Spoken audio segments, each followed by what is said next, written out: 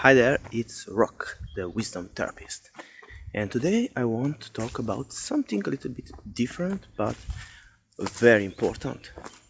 I'm going to talk about the two main reasons for depression. Depression is like it's called a disease, and it is something that if you have felt it in your life, you will feel that it is real. It is a real thing, and it is something that can be felt into our inner cores.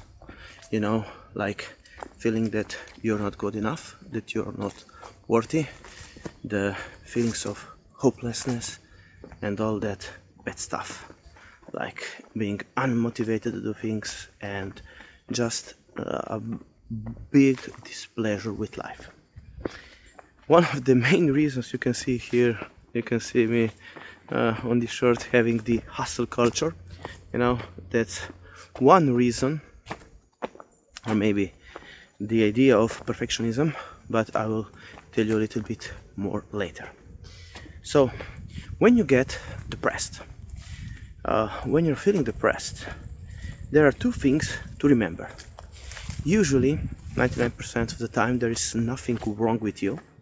You're not rotten to the core. There is usually nothing biologically wrong with you, but it's usually a mindset problem, the way that you believe about the world and about yourself. So the two main things are believing that your problems are not solvable, so that you are hopeless, that there are no real solutions to your life's problems. So that's one reason, the first one. And the second one, and I will show you later how to combat that. The second one is feeling like you're not worthy and that you're not enough.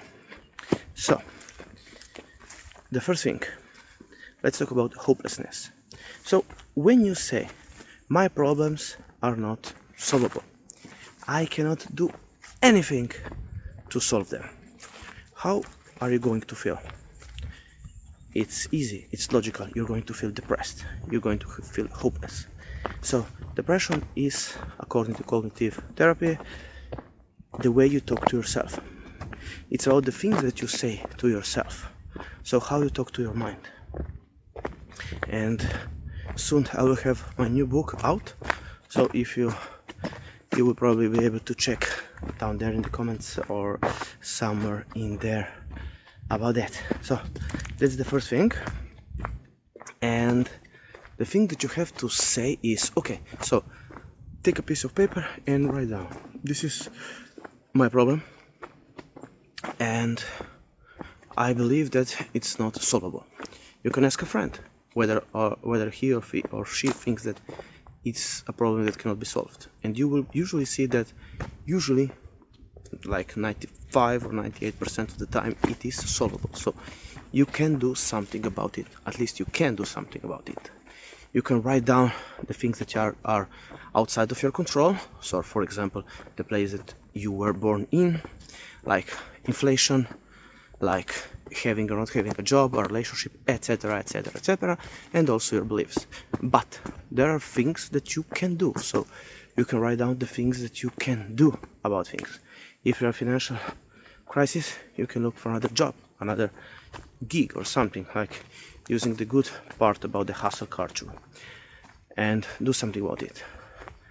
And the same holds for everything, but doing this will get you a little bit of power, a little bit of feeling that things are possible, that your situation can change. So that's very important when you're feeling depressed.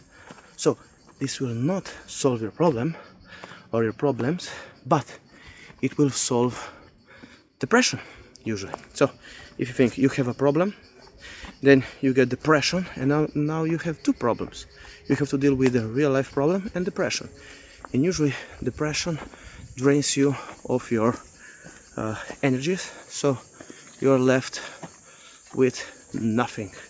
You're on top of the real life problem, you are also have to face the energy drain of depression. So that's one method. And the second great thing to do. It's regarding to the second thing. So, feeling that you are not worthy enough.